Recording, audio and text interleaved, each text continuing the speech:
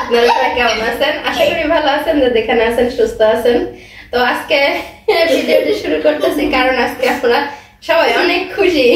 তো কি জন্য খুশি সেটা অবশ্যই জানাবো। তো ভিডিওটি দেখতে পারলে বুঝতে পারবেন। তো কি খুশি?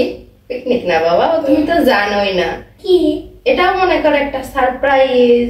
কি পরে বলবো সেটা। তো আপনারা ভিডিওটি দেখতে থাকেন, তারপরে বুঝতে পারবেন যে কিসের এত সুখ খুশি কিংবা সুখ খবর।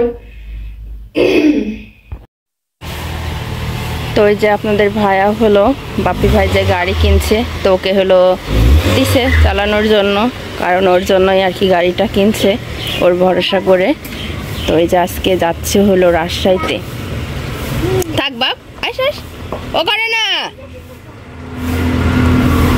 এত ই করা ভালো না বাবা। এদিকে আস, এদিকে আস, এদিকে আস, যাতে দাও, ওরম করতে হয় না।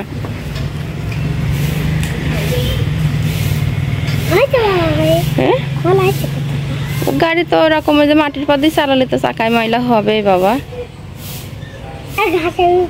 তো আপনাদের ভাইয়া চললো হলো রাজশাহীতে, এভাবে টুকিটা রাজশাহী থেকে স্যান্ডেল আনবে।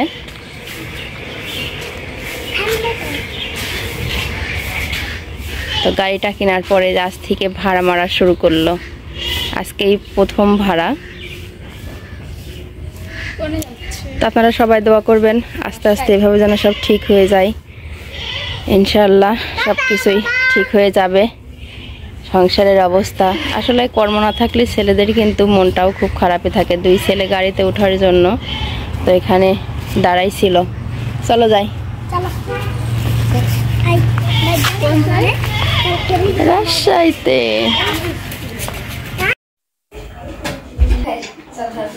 তো ওই যে সকালবেলা হলো মসুরের খিচুড়ি রান্না করেছি।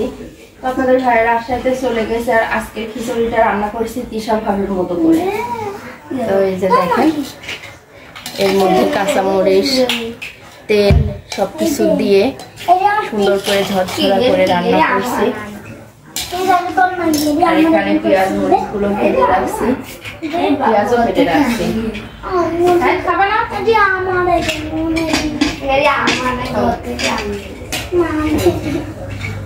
কোন প্লেটে দেবো বাপ?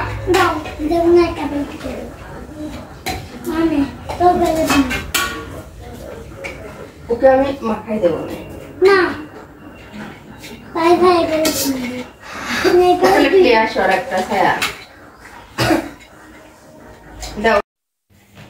তো আজকে দুপুরে রান্নাটা করে ফেলছি। তো ভাত তো আগেই হয়েছে। এটা সে 12 মিশালি শাক, লাউ শাক আলু দিয়ে ভাজি করছি।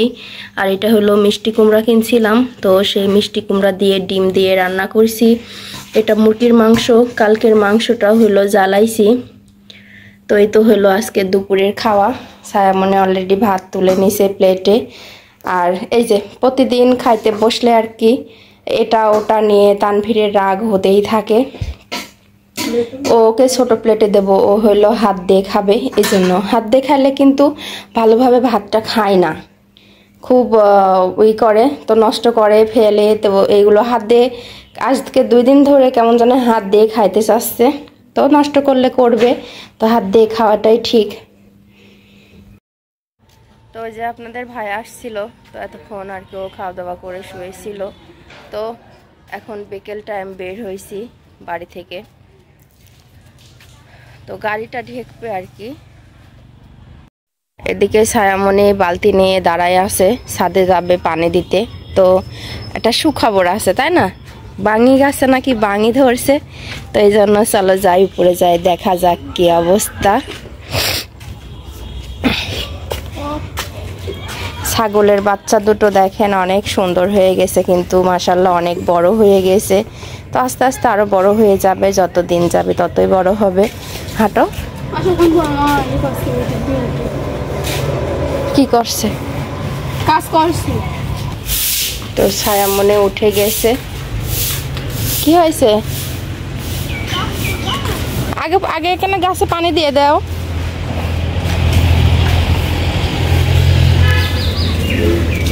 কোনে বাঙির চারা ধরেছে? আচ্ছা না মিশারি দেখো তো, রোহান মনে হয় বাটপারি করেছে। আর এই যে দেখেন টপের মধ্যে পুরো টপটা জুড়েই কিন্তু মরিচের চারা বের হয়ে গেছে। এই যে বাঙি ধরেছে, ওই যে কতটুকু পরি আসছে। আসলে গাছটার জোর কমের মধ্যে তো এক্সট্রা মাটি দেওয়ার দরকার। হবে ইনশাল্লাহ, বাঙি খেয়ে তারপরে দম নেব।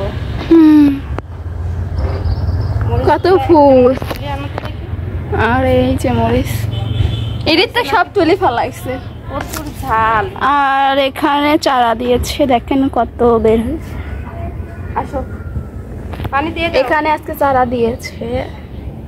এটি আছে আমার বেদানা গাছ, এটি আছে বাদাম গাছ, সব গাছে আছে। দাও পানি দাও।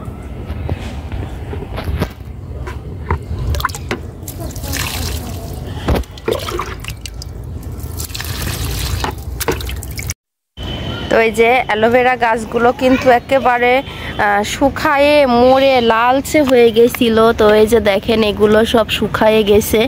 আর যেই নে 2 দিন বৃষ্টি হয়েছে, তো বৃষ্টির পানি পড়াতে সব গাছগুলো আবার সবুজ হয়ে গেছে আর তাজাও হয়ে গেছে। তো এই যে আসলে এখন ছাদে উঠতে অনেক কষ্ট হয় জন্য গাছগুলোর কোনো যত্ন নেই।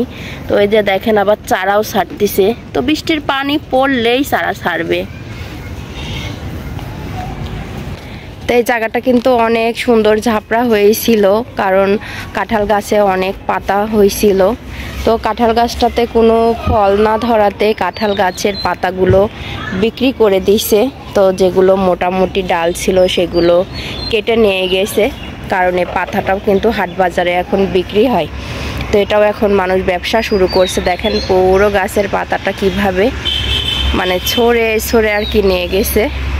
তো বৃষ্টির পানি পড়লে আর কি পাতাগুলো গজায় যাবে। ওই যে আজকে শেষ বেলায় কাপড় চোপড় ধুয়েছি, আপনার ভাইয়ের কাপড় চোপড় ছিল।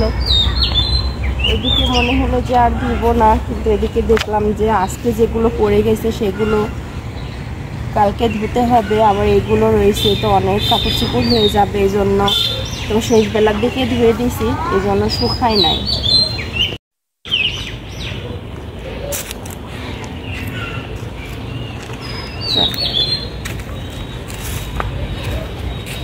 ও তো আরেকটা কথা বলি আপনাদের মাঝে, আপনাদের ভাইয়া দীর্ঘ 8 মাস পরে গাড়ি ঠিকঠাকভাবে মানে কন্টিনিউ যে গাড়িটা চালাবে সেভাবে পাইছে। তো কার গাড়ি সেটাও বলে দিই, কারণ আপনারা সবাই এর মধ্যে দেখে ফেলছেন যে বাপ্পি ভাই গাড়ি কিনছে। তা আসলে ওর বাবার জন্যই কিনছে। অনেকদিন ধরে বলতেছিল যে শরীফুল একটা গাড়ি কিনে দিই, চালাও এই সেই। তো এমন মানুষ কিন্তু হয় না, খুব কাছ থেকে দেখছে এই জন্য। তো তার মাঝখানে আবার হলো ভাবিকে, ওদের হলো ম্যারেজ ডে ছিল, তো সেই উপলক্ষে ভাবিকে গিফট করছে। তো তার জন্য তো চালানোর জন্য একটা মানুষ লাগবে, তো এই জন্য আর কি ওর বাবাকে নিছে। তো আজকে ফার্স্ট টাইম ভাড়ায় গেছে, আজকে 3-4 দিন হচ্ছে গাড়িটা কিনা। তো মাশাআল্লাহ আজকে থেকেই শুরু করছে ভাড়া। তো আপনাদের ভাইয়া বলতেছিল আসছে, গেছিল রাজশাহীতে গেছিল, তো আসরের পর আসছে। বলল যে প্রথম ইনকাম হলো অনেক দিন পরে, কিছু খাবা কিনা। তাই বললাম যে এখনই অত মানে ইয়ে হবার দরকার নেই, ফুচকার কথা তো দিবে। ফুচকা খাবা? এই দেখেন আমি বলছি যে না, এদিকে মেয়ে বলছে ফুচকার কথা বললা না। আপনাদের ভাইয়া বললো যে সবাইকে মিষ্টি মুখ করায়। তা আমি বললাম যে মানে এখনো সংসারের যে অবস্থা, তো এতটুকুইতে অত লাফালাফি করা লাগবে না। কামাই তো অনেক মানুষই করে, অনেক মানুষের অনেক দিক থেকে ইনকাম হয়, কত বড় বড় ইনকাম হয়, তারা কিন্তু এভাবে এক্সাইটেড হয় না। তো যাই হোক, আমি কথাটা মনে হয় ভালোভাবে বলতে পারি নাই, আপনারা ক্ষমা করে দিবেন। এতটা খুশি কেউ হয় না। অনেকে আসে না যে চুপ করে কিনে আনছে, তো আনার পরে ঘরের মধ্যে বসে খাইছে, ভিডিও করছে, কেউ টের পায় নাই। কিন্তু আমার ফ্যামিলির থেকে আমার ছেলেও যা, মেয়েও তাই, আপনাদের ভাইয়াও তাই। আমার এই জিনিসটা দেখেই ভালো লাগে যে যত রাত্রেই আনুক না কেন, পরের দিন হলেও সেটা কিন্তু মানে যদিও অল্প হয়, তারপরও বাচ্চাদের ডেকে নিয়ে আসে, তারপরে হলো অল্প জিনিস অল্পভাবেই খাওয়াই। তো এই জিনিসটা দেখে আমার ভালো লাগে। তা আমি কোনো সময়ের জন্য না করি না, কারণ কাজ করবে ও, ইনকাম করবে ও, খাওয়াবেই ও, খরচও করবে ও। মাঝখানে আমি শুধু একটু বিনোদন দেবো, এটাই। আপনাদের কেমন লাগলো সেটাও বলবেন। আমার একটু ভালো লাগতেছে, কারণ যারা সংসার জীবনে আছেন তারা অবশ্যই বুঝবেন আমার কথাগুলো। কারণ যদি কর্মের মানুষের যদি কর্ম না থাকে তার সংসারের কি হাল হয়, সেটা আমার দিক থেকে আমি অনেকটা কষ্ট করেছি, কিন্তু কাউকে সেভাবে কিছু বুঝতে দেই নাই। আর বোঝাইলেও মানুষ কিন্তু সেই হিসাবে আমার পাশে দাঁড়ায় নাই, যে হিসাবে বাপ্পি ভাই, তিশা ভাবি দাঁড়ায়, জিজ্ঞেস করে কি করছি কি না করছি, কতটুকু আছে, সব কিছু দিয়ে সাহায্য করার চেষ্টা করছে। এমন যে আমার বাপ ভাই বোন ছিল, এরা ওইভাবে কোনোদিন কোনো সময়ের জন্য জিজ্ঞেস করে নাই। তো আমার এটা দেখেই অনেক ভালো লাগে। আমি বললে আর কি বেশি বলা হয়ে যাবে, হয়তো বা বলতেছেন যে হয়তো বা দেশে এই জন্য বলতেছে, কিন্তু না, ওরা খুবই অন্যরকম।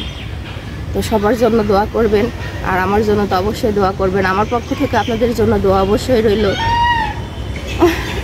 পাখি আসতেছে,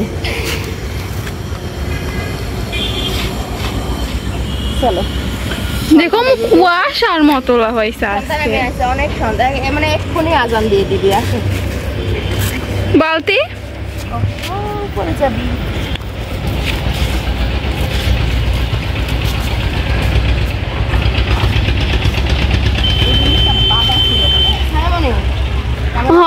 বাধা ছিল, ইট দিয়ে জড়ানো ছিল। এই যে একটু এদিকে কি করে দাও, না না, ওই যে ইট দিয়ে জড়ায় এইভাবে টানা ছিল। আচ্ছা কালকে দেবো বাজি। তো চলো, তো আজকের মতো এই পর্যন্তই। সবাইকে আল্লাহ হাফেজ।